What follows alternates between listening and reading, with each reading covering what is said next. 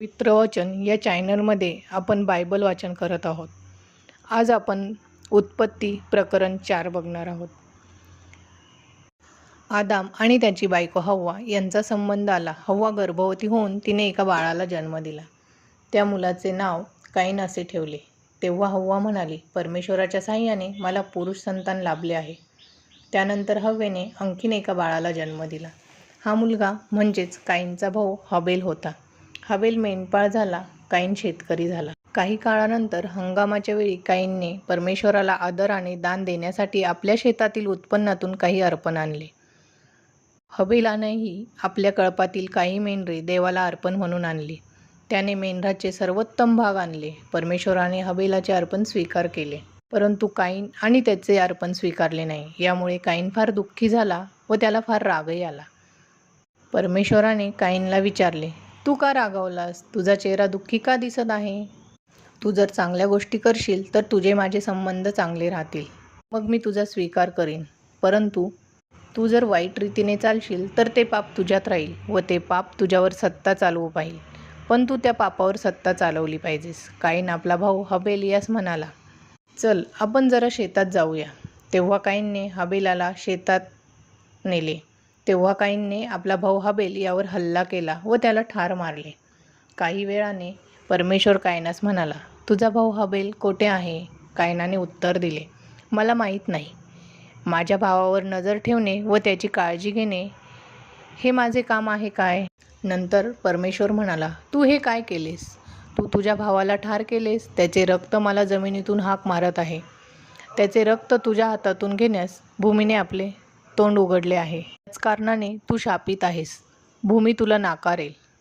पूर्वी तू जमिनीची मशागत केलीस आणि तिने तुला चांगले पीकही दिले, पण आता तू मशागत करशील तरी भूमी तुला पीक देणार नाही.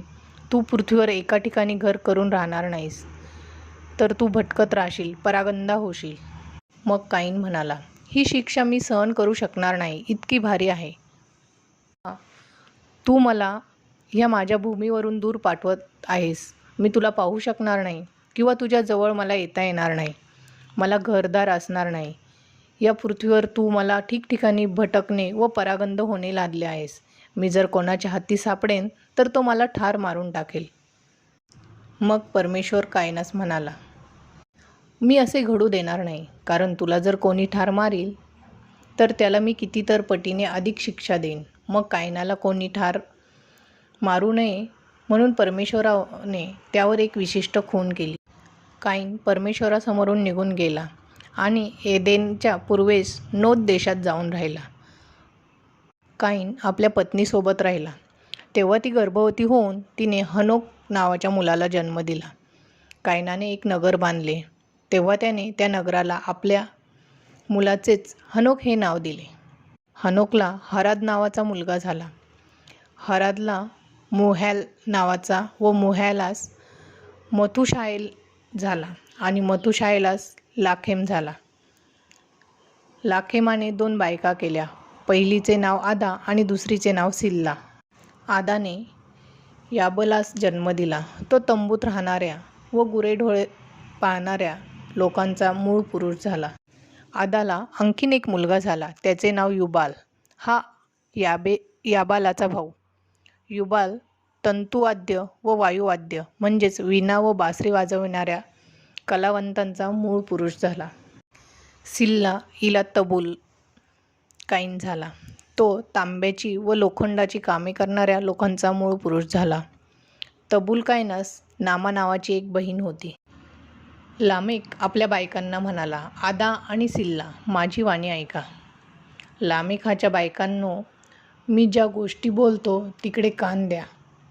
एका माणसाने मला जखमी केले, तेव्हा मी त्याला ठार मारले. एक तरुणाने मला मारले म्हणून मी त्याला ठार केले. काईनाला मारणाऱ्याला खूप खूप शिक्षा होईल, तर मग मला मारणाऱ्याला त्यापेक्षाही अधिक शिक्षा होईल. आदाम पुन्हा पत्नीजवळ गेला आणि तिला मुलगा झाला. त्यांनी त्याचे नाव शेत असे ठेवले. हव्वा म्हणाली, काईनाने हबेलास ठार केले म्हणून देवाने मला दुसरा मुलगा दिला. शेतलाही मुलगा झाला. त्याचे नाव त्याने अनोश ठेवले. त्या काळापासून लोक परमेश्वराच्या नावाने प्रार्थना करू लागले. प्रार्थना. हे प्रभू, माझी दिवसभरातील सर्व कामं मी मन लावून करावीत. माझे सर्व निर्णय मी विचार करून घ्यावीत. लोकांशी मी सौजन्याने वागावं व माझ्या जबाबदाऱ्या मी प्रीतीने पूर्ण कराव्या म्हणून तू मला सहाय्य कर. तू माझा सामर्थ्य आहेस या विश्वासाच्या बळावर आजच्या दिवसाची मी सुरुवात करत आहे. आजचा सुंदर दिवस तू मला दाखवला त्याबद्दलही तुझे खूप खूप धन्यवाद. आमेन.